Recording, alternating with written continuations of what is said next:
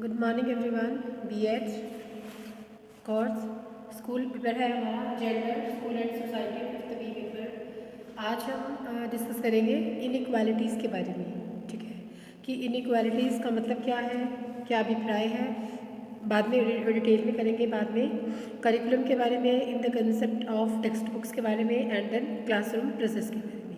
ठीक है, सबसे पहले हम जानते हैं इनइक्वालिटीज़ होती क्या है, इनइक्वालिटी का क्या मतलब है। देखिए नाम से पता चल रहा है इन इक्वालिटीज़। इक्वालिटीज़ का मतलब है इक्वल होना, बराबर होना, और इनइक्वालिटीज़ का मतलब है समान न होना, बराबर न होना। तो यहाँ से क्या अभिप्राय हुआ है, असमानता।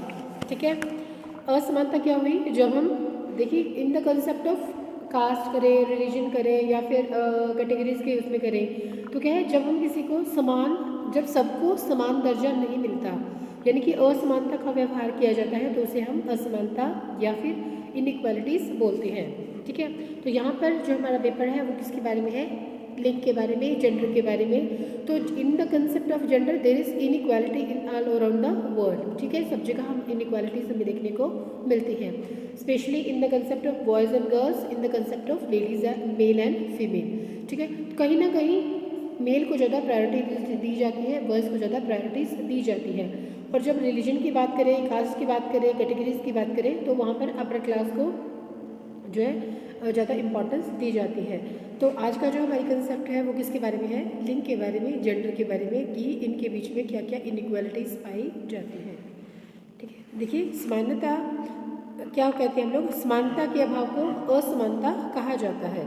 ठीक है, सब व्यक्ति जो है, देखिए परमात्मा ने सभी को बनाया, तो हमारा कोई फ़र्ज़ नहीं बनता कि हम दो लोगों के अंदर भेदभाव करें। लेकिन मनुष्य है, समाज है, सोसाइटी है, लोगों की थिंकिंग है, ओल्ड थिंकिंग है, रूढ़िवादी विचारधारा है, संकीर्ण विचारधारा है, तो क्या करते हैं, असमानता का व्यवहार करते हैं, भेदभाव रखते हैं। ठीक है, समान और असमान अधिकार पाने के सभी लोग हकदार हैं समान अधिकार के। और जबकि हमारा जो संविधान है वो भी ये कहता है कि सभी समान हैं, सभी को इक्वल राइट्स जो है मिलने चाहिए, जो भी हमारे अधिकार हैं वो सभी के लिए बराबर है। फिर भी जब व्यवहार में, समाज में, जाति में, धर्म में, लिंग में और अन्य किसी कारण से हम परस्पर भेदभाव पूर्ण व्यवहार करते हैं, तो उसे क्या कहा जाता है, वहाँ पर असमानता की स्थिति देखी जाती है। ठीक है, किस कंसेप्ट में, कास्ट हो गया, क्या हो गया जी, नंबर 1 कास्ट हो गया, रिलीजन होगा, ठीक है, क्लास होगा, ठीक है, और क्या हो गया हमारा जेंडर हो गया। तो इस कंसेप्ट में हम लोग क्या करते हैं, इनइक्वालिटीज जो है वो हमें देखने को मिलती है।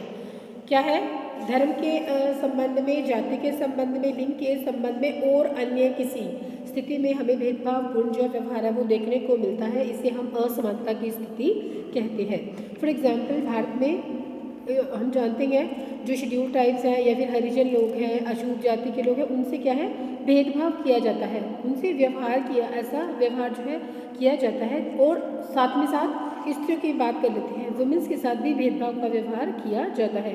क्या है, कुछ लोगों की थिंकिंग है कि औरत क्या है, घर में रहे, घर का काम करे, ठीक है, बच्चे पैदा करे और उनका पालन पोषण करे। ठीक है, लेकिन टाइम टू टाइम थिंकिंग जो है वो चेंज होती चली जा रही है। आजकल ऐसा नहीं है, धीरे धीरे जो है लोगों की स्थितियों में, विचारों में, उनके व्यवहार में परिवर्तन आना शुरू हो गया है। लेकिन जहाँ ये परिवर्तन नहीं देखने को मिलता, वहाँ पर असमानता देखने को मिलती है। ठीक है, अब है धनी वर्ग, जैसे हम जानते हैं धनी वर्ग क्या है, निर्धन का शोषण करता है। अंग्रेजों ने क्या किया, भारत का शोषण किया। तो उसके बाद क्या है, हमारा संविधान बनाया गया जिसमें क्या किया, सबको इक्वल राइट्स जो है वो प्रोवाइड किए गए। ठीक है, ये असमानता के प्रचारक थे। असमानता को दूर करने के लिए जो है, दूर करने का लक्ष्य रखा गया, और इस स्थिति में ठीक है कुछ सुधार हुए और कुछ अभी होने बाकी है। इस प्रकार से हम जो समानता, असमानता वो टू कंसेप्ट्स में देखने को हमें मिलती है। नंबर 1 सोशल, सामाजिक रूप से, दूसरा जो है आर्थिक रूप से। इन द कंसेप्ट ऑफ सोशल क्या है, कास्ट आ गया, रिलीजन आ गया, धर्म आ गया और भाषा आ गई, इनमें असमानताएं देखने को मिलती हैं। फिर उसके बाद है आर्थिक। अगर हम इकोनॉमिकली बात करें तो हम देखते हैं कि आय बहुत अधिक है उनके पास, जो लोग धनी हैं, ठीक है, जिनके पास आय बहुत अधिक है, संपत्ति के साधन है, रिसोर्ट्स हैं, ठीक है, बहुत धन धान्य से भरपूर है, तो वो कुछ व्यक्तियों के हाथ में सीमित है और जो है एक उच्च वर्ग है, धनी वर्ग है, और एक निम्न वर्ग है, निर्धन वर्ग है। कुछ लोग जो है वो बीच की कैटेगरीज के अंदर आते हैं। तो वो जो अपर क्लास है, वो अपर सोसाइटी है, वो निर्धन लोगों को हीनता की नज़र से देखती है। तो यहाँ पर भी भेदभाव की भावना जो है पैदा हो जाती है और जो है असमानताएं पैदा हो जाती है। इस असमानता को हम आर्थिक असमानता कहते हैं। ठीक है, अब हम बात करते हैं लिंग असमानता की, यानी कि जेंडर इनइक्वालिटीज़ क्या होती है। स्त्री और पुरुषों को अवसरों व अधिकारों की दृष्टि से असमान समझना, केवल लिंग के आधार पर उनमें किसी प्रकार का भेदभाव करना, यानी कि ये बॉय है, ये गर्ल है, ये मेल है, ये फीमेल है, इस बेस पर उनके बीच में डिफरेंस क्रिएट करना क्या कहलाता है, जेंडर डिफरेंस कहलाता है या जेंडर इनइक्वालिटीज़ कहलाती है। ठीक है, लिंग असमानता से अभिप्राय स्त्री और पुरुष, ये हो गया, इनके बीच में भेदभाव, कमी, अभाव को दर्शाती है। स्त्री और पुरुष के एक दूसरे के प्रति भेदभावपूर्ण व्यवहार से भी ऐसा प्रतीत होता है कि जब मेल जो है वुमेन्स के साथ अच्छा बिहेव नहीं करते या उनको इन्फीरियर समझते हैं या अपने साथ इक्वल राइट्स उनको नहीं देते हैं, तो क्या है, ये इनइक्वालिटी की स्थिति जो है पैदा हो जाती है। हालांकि जो हमारा देश है वो क्या है, पुरुष प्रधान देश है, लेकिन स्त्रियों का भी समान उसके अंदर क्या महत्व है, इम्पोर्टेंस है और उनका योगदान है। लेकिन आजकल की दुनिया है, लोग हैं, सोच है लोगों की, लड़कियों को बहुत समझते हैं और जो है लड़की के पैदा होने पर क्या है, परिवार में कहीं परिवारों के अंदर जो है स्थिति थोड़ी जो है गंभीर सी हो जाती है। यूँ कहिए कि थोड़े माँ बाप इस बात के लिए डर जाते हैं कि क्या होगा, किस तरह से होगा। लेकिन धीरे धीरे जैसे जैसे लोगों की सोच के अंदर परिवर्तन आता चला जा रहा है, वैसे वैसे जो है स्थितियाँ बदलनी शुरू हो गई हैं। ठीक है, अब लिंग समानता जो है हमारे देश की मुख्य समस्याओं में से एक है। इस समस्या के समाधान के लिए कुछ कदम भी उठाने चाहिए। लिंग समानता से संबंधित कुछ उदाहरण। अब हम बात करें एडमिनिस्ट्रेटिव फील्ड की, तो हम क्या देखते हैं कि बड़े जो उच्च पद हैं वहाँ पर पुरुषों को ही बिठाया जाता है या पुरुषों को ही जो है स्थान मिलता है। लेकिन टाइम टू टाइम जैसे जैसे लोगों की सोच बदल रही है, ये भी चीज़ें चेंज होती चली जा रही हैं। पॉलिटिकल फील्ड से दिखाया जाए, पॉलिटिकल फील्ड में भी है। ठीक है, पहले वुमेन्स को इतना अथॉरिटी नहीं थी या इतनी उनके पास राइट्स नहीं थे, लेकिन अब धीरे धीरे ये भी स्थिति बदलती चली जा रही है। ठीक है, अब हम बात करते हैं हमारा जो कंसेप्ट है वो क्या है, असमानता किसके बारे में, विद्यालयों के बारे में, करिकुलम के बारे में और स्कूल प्रोसेस के बारे में। ठीक है जी, तो हम सबसे पहले बात करते हैं विद्यालय के बारे में। ठीक है, विद्यालय में लिंग असमानता से अभिप्राय क्या है, असमानता। जब हम विद्यालय में चले जाते हैं तो हम किसकी बात करते हैं, सबसे पहले स्कूल की बात करेंगे। स्कूल में क्या होगा, बच्चे होंगे, स्टूडेंट्स होंगे, बॉयज़ होंगे और गर्ल्स होंगे। ठीक है, उनके बारे में बात करेंगे। देन करिकुलम के बारे में बात की जाएगी कि वो कौन कौन सा पाठ्यक्रम इस दौरान पढ़ते हैं। फिर है क्लासरूम्स की बात की जाएगी, कक्ष की बात की जाएगी, पाठ्य पुस्तकों की बात की जाएगी और कौन कौन सी एक्टिविटीज़ इस दौरान होती हैं। तो इनके अंदर भी जो है अध्यापक हैं, उनके जो मन में है या यूँ कहिए कि जो स्थितियाँ हैं, जो सब्जेक्ट है, इन सब चीज़ों के अंदर भी जो है डिफरेंस पाया जाता है। यानी कि लिंग असमानता से ये चीज़ें भी जो है ग्रसित होती हैं। पाठ्यक्रम तथा पाठ्य पुस्तकों में लिंग असमानता देखने को मिलती है।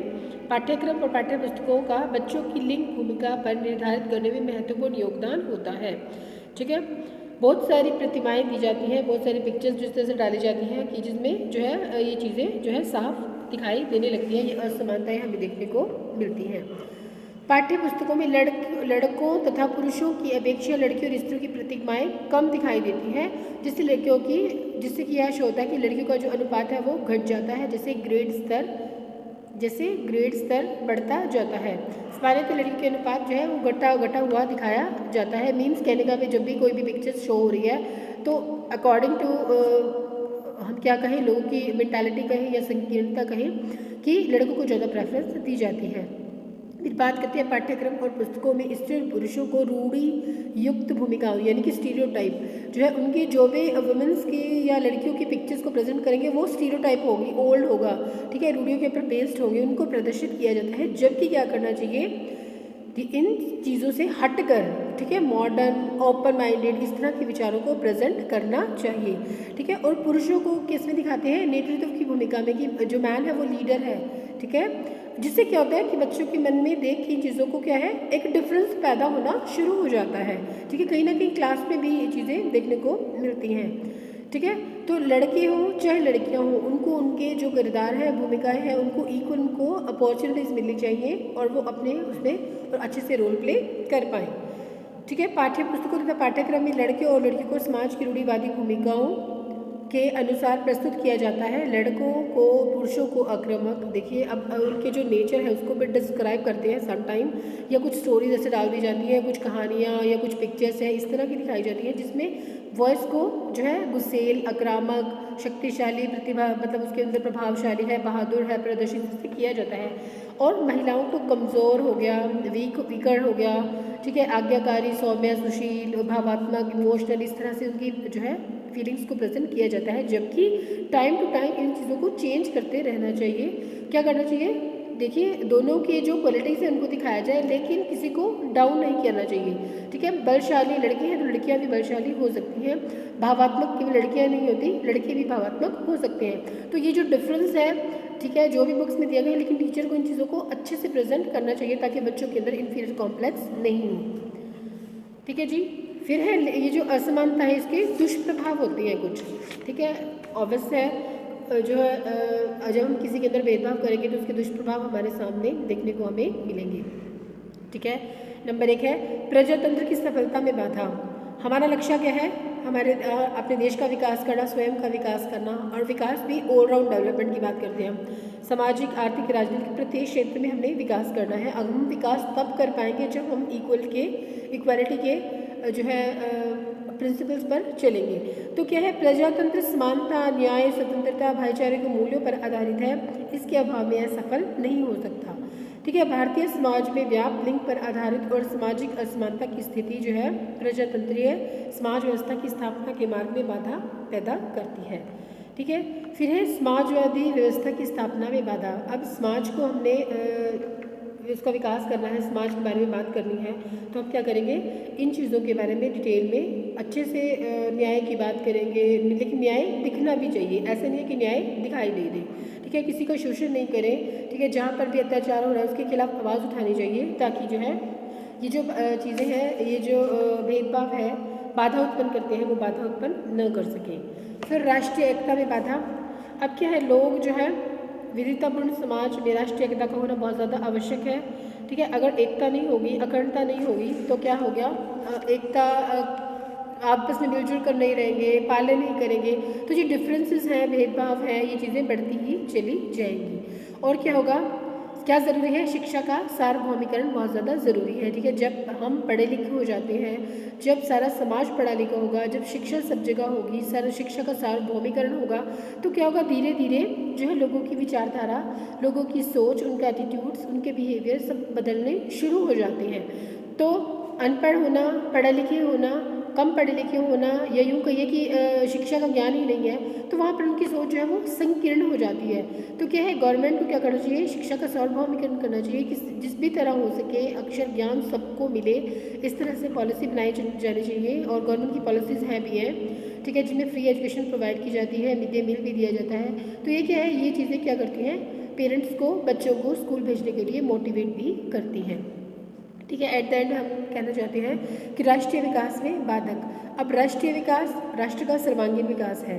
ठीक है, और इसमें रहने वाले प्रत्येक व्यक्ति के विकास पर निहित है। जब एक व्यक्ति का विकास होगा, जब छोटा विकास बेस जो है नीचे से स्टार्ट होगा, अगर व्यक्तियों का विकास नहीं होगा तो देश कैसे, समाज कैसे विकास करेगा। तो पहले व्यक्ति का विकास होना बहुत ज़्यादा ज़रूरी है। इसके लिए जो है उनके बीच में जो कैटेगरीज है, जो वर्ग डिफरेंस है, इन सब चीज़ों को ख़त्म किया जाना चाहिए। ठीक है, ऐसा नहीं हो कि धनी वर्ग निर्धन वर्ग का शोषण करता ही जा रहा है और जो है तो देश जो है कभी भी विकास नहीं कर पाएगा। तो ये जो गैप है, ये गैप धीरे धीरे हम इसको, ठीक है, अपने विचारधारा के अनुसार, पॉजिटिव एटीट्यूड्स के अनुसार इसको बदल सकते हैं। एकदम से हम जो है समाज के अंदर परिवर्तन नहीं कर सकते। तो हमें क्या करना चाहिए, इन जो है तत्वों की तरफ ध्यान देना चाहिए और अपने देश के विकास और उन्नति के लिए लगातार जो है मार्ग प्रशस्त करना चाहिए ताकि ये जो लिंग जेंडर डिफरेंस है इसको भी काफ़ी हद तक जो है कम किया जा सके।